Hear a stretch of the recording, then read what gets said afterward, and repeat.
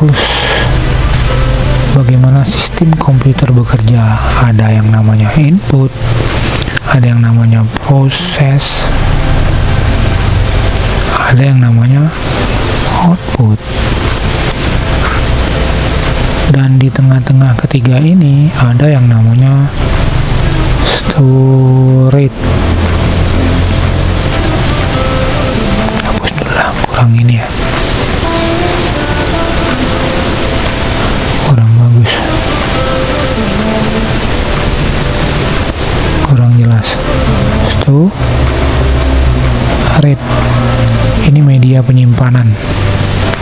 Jadi ini berhubungan dengan yang sebelumnya tadi. Oke, di sini saya buat sedikit aja ya, biar Anda tahu, biar terhubung. Ada brainware, ada software, ada hardware.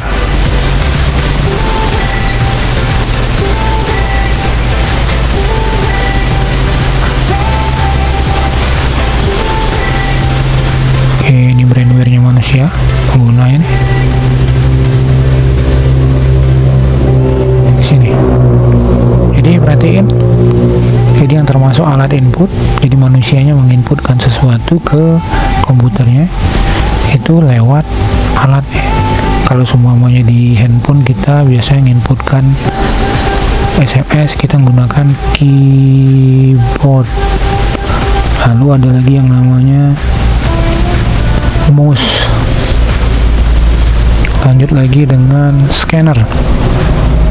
Nah, scanner ini kalau teman-teman ketemu nanti di supermarket, teman-teman beli alat, beli barang lalu di scan pakai barcode, itu termasuk alat scanner. Nanti ada lagi ketemu di perkantoran, itu kalau semuanya absensi, teman-teman absensi lewat sidik jari, itu juga scanner. Ada lagi yang absensi menggunakan retina mata ya. Tuh, lanjut ke input. Alat input yang lain ada mikrofon. Nah, mikrofon dan handset.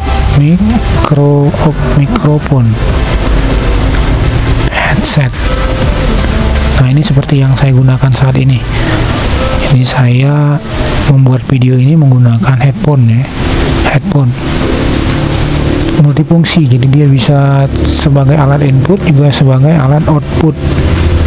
Headphone saya tandai dengan warna hijau ya, ini multifungsi nih headphone. Oke, selanjutnya kita coba ke alat apa namanya, alat tambahan ya. Sudah, ini cukup ya, sebenarnya banyak sih. Ada joystick, oh ya joystick, maaf, bagi adik-adik yang suka game menggunakan joystick. Ini untuk alat input. Nah, selanjutnya setelah di input, diproses di CPU ya, CPU nya nanti kita bedah di komponen dasar komputer.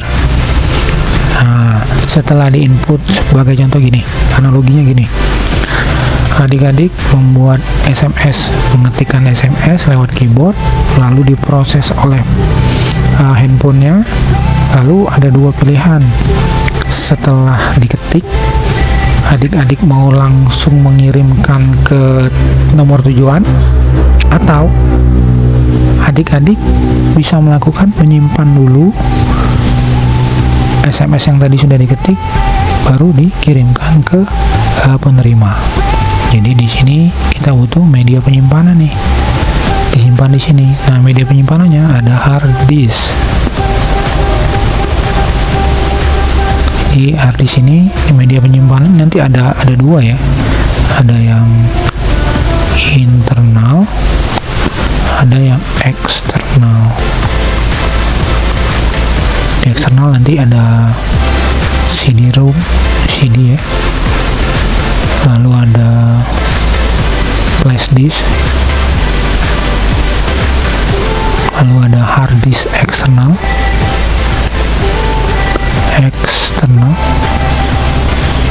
lagi Kalau internal nih hard disk, yang termasuk internal hard disk. Kalau penyimpanan sementaranya ada RAM. Kalau diibaratkan RAM ini diibaratkan meja kerja ya. Ini penyimpanan sementara di meja kerja.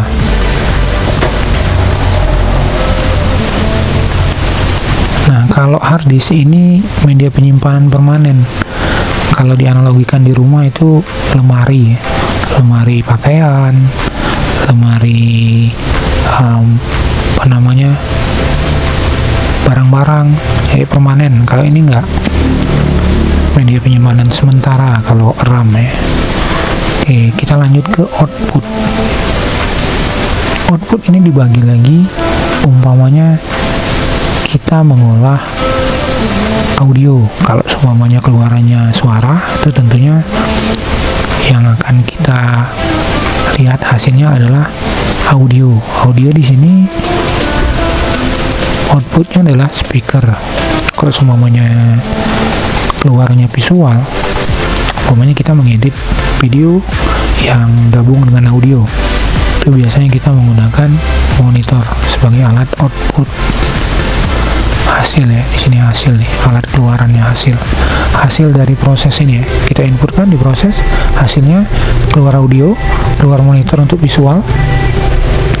Lalu bentuknya ya, ini bentuk hasilnya. Bentuk hasilnya ada yang audio, ada yang visual, ada yang visual audio, lalu ada lagi yang dokumen ya. Di sini kita menggunakan alat bantu printer untuk output. Printer nih sebagai dokumen ya. Dokumen gitu ya. Udah jelas. Jadi siklusnya, manusianya menginputkan, manusia di sini saya ini ya. Manusia di sini menginputkan sesuatu ke komputer atau ke handphone, lalu diproses oleh handphonenya nih, diproses di sini. Lalu handphonenya memberi instruksi apakah mau disimpan atau tidak, atau disimpan lalu dilihat hasilnya. Nah, sekarang kebutuhannya apa? Kalau semuanya kebutuhannya visual, kita bisa melihat visual. Kalau semuanya audio, kita bisa melihat audio, hanya mendengar. Oh gini, kita sambil kerja, kayak seperti saya sekarang, sambil kerja, sambil dengerin musik. Artinya kita hanya cukup memutar aplikasi pemutar musik, lalu didengarkan lewat speaker. Kalau semuanya kita mau nonton film, kita menggunakan monitor. Ada lagi di sini nanti proyektor kalau semuanya kita nonton bola gitu ya, nobar. Nah, printer ini digunakan kalau semuanya kita punya dokumen yang akan dicetak. Jadi kita lihatnya bukan digital ya, bukan dokumennya digital, tapi lebih ke dokumen yang bisa dijamah. Nah, pengertiannya jelas. Software ini perangkat yang tidak bisa disentuh namun bisa digunakan. Ini perangkat lunak ya. Ini perangkat lunak. Kalau hardware ini perangkat keras, perangkat yang bisa dijamah, yaitu tadi ada printer, ada speaker, ada CPU. Selanjutnya kita akan masuk ke komponen. Kalau tadi sudah elemen dasar sistem komputer, kita bedah satu-satu. Apa itu software, itu hardware. Lalu ada di di hardware kita ketemu dengan siklus bagaimana sebuah sistem bekerja. Selanjutnya kita akan coba bedah tentang komponen dasar komputer ya, komponen dasar komputer. Sini komponen dasar komputer.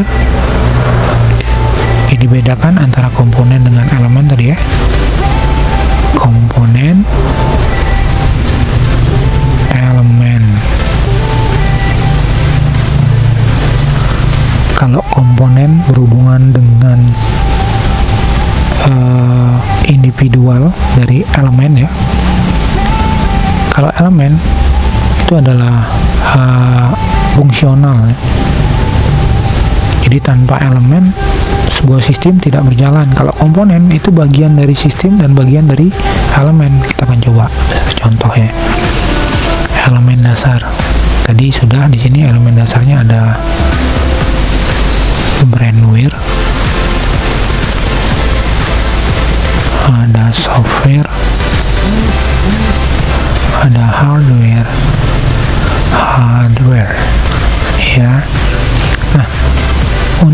komponen itu hardware, meliputi hardware ya.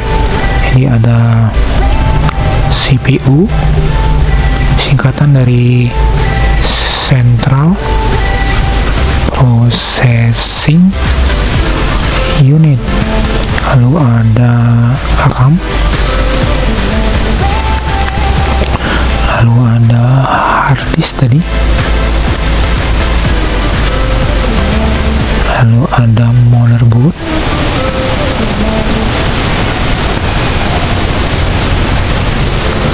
ada lagi graphic card,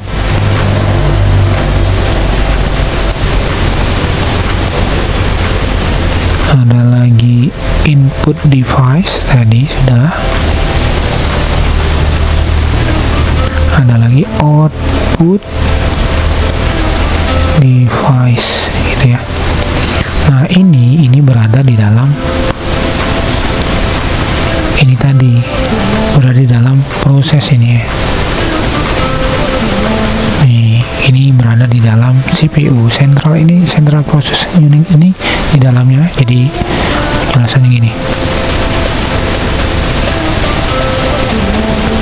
ini CPU ini induknya. Nah ini di dalamnya ya, di dalamnya ada prosesor. Maaf, di sini ada prosesor lagi nih.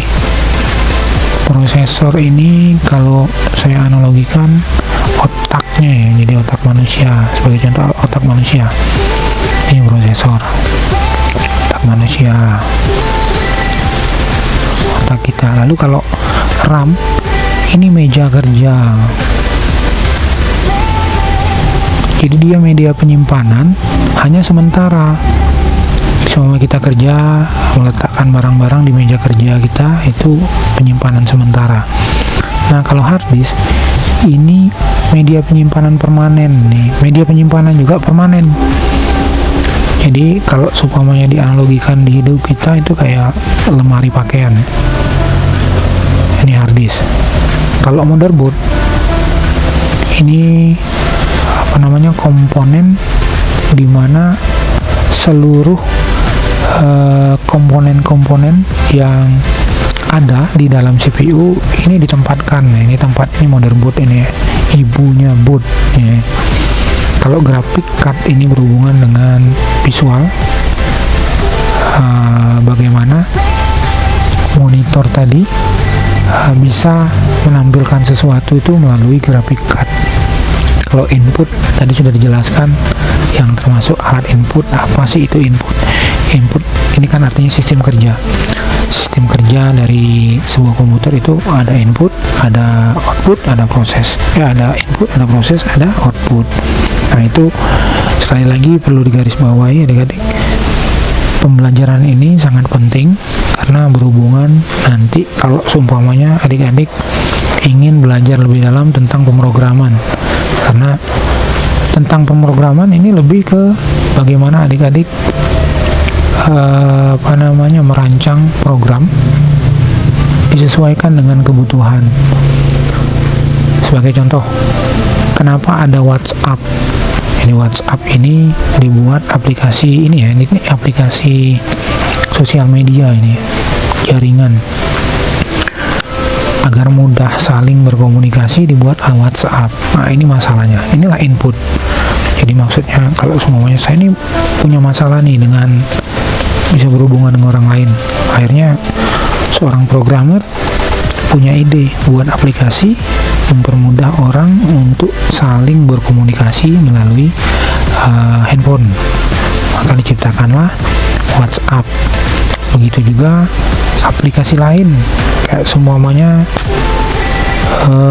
video ya, orang bisa video call, integrasi akhirnya antara yang tadinya hanya dibuat khusus untuk menulis pesan, seiring berjalannya waktu bisa video call, bisa melihat visual ya.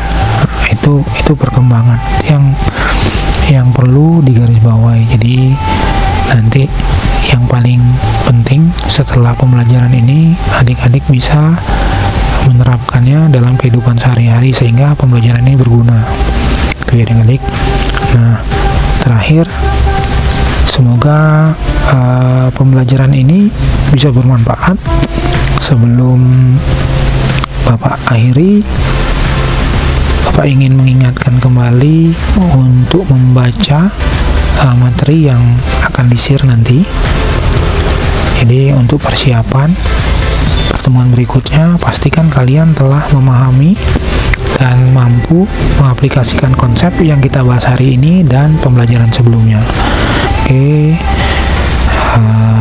akhir kata Bapak ucapkan wabillahi taufiq wal hidayah. Wassalamualaikum warahmatullahi wabarakatuh.